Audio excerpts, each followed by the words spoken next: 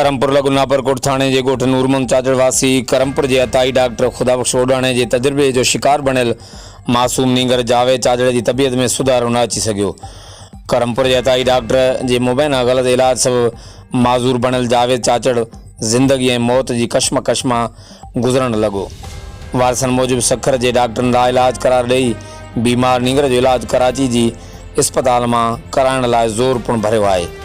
गुरबत सबबि इलाज कराइण जी सघ न हुअण करे नैंगर जा वालिदेन सख़्तु परेशान आहिनि।